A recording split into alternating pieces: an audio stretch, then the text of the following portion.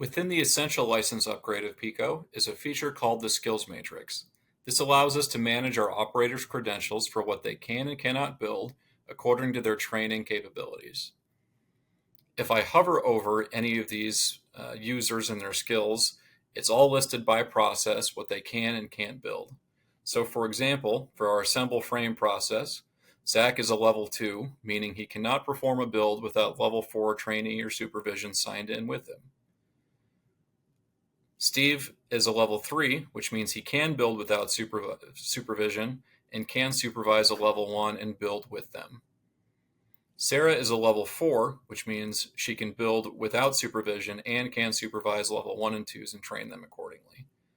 All of these can be managed by simply clicking the quadrant of the tile and changing their status appropriately. For example, as soon as Zach is trained on the SeatPost install v2, he can be upgraded to a level 3 by managing the matrix here by appropriate admin credentialed users within PICO.